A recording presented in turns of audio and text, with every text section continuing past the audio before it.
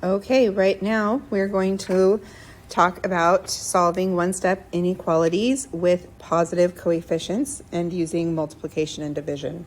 So again, all the steps are the same as with equations, which we've already done. So if we look at example 5, we're going to ask ourselves what's happening to the variable. The variable is being multiplied by 6. The opposite is divide each side by 6.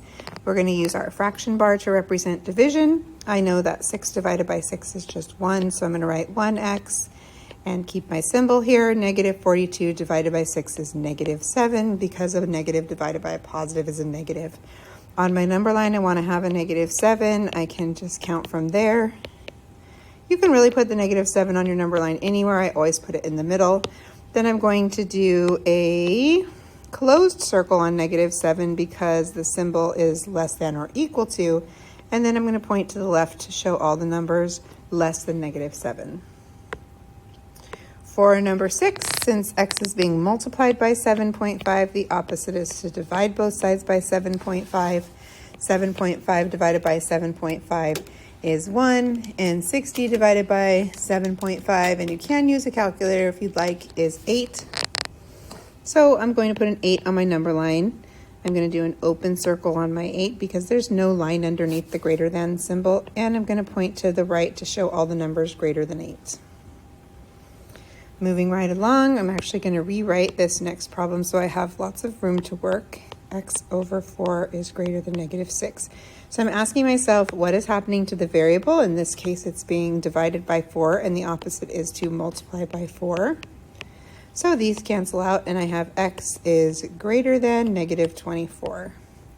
On my graph, I'm going to put a negative 24 with an open circle because there's no line underneath my greater than symbol, and I'm going to point to the right to show all the numbers greater than negative 24.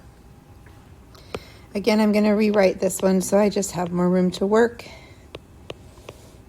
And then you'll also notice that the variable is on the right side, and remember we said we like to have the variable on the left side, so I'm going to switch the sides. I'm going to put the x divided by 2.5 on the right, the negative 9, on the left, and the negative 9 on the right, but I still want to show that negative 9 is less than or equal to x over 2.5, or that x over 2.5 is greater than or equal to negative 9. So if I switch the sides, I also have to switch the direction of my inequality to make it true.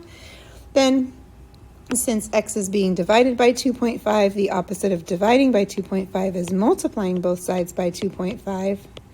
These cancel out, giving me just an x. Keep that symbol. And then 2.5 times 9 is 22.5, and I have a negative times a positive, so negative 22.5. So this is going to be my answer, but now I need to graph it on my number line. So I'll do like a negative 22 here maybe, and it's just, I need to have my writing be smaller. Can I give it smaller? Here we go. Let me zoom in here. So my answer is negative 22.5, so we'll make this one like negative 22, this one negative 23, negative 24, negative 25, negative 21, and so on. And then I need to put a closed circle on negative 22.5, which would be right here between negative 22 and negative 23. It's a closed circle because there's a line underneath my greater than symbol, and I'm going to point my arrow to the right in the direction of all the numbers greater than or equal to negative 22.5.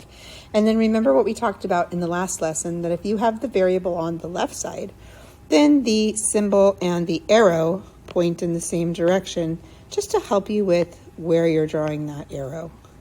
Just a little trick. Don't have to use it if you don't want to. Thanks for watching.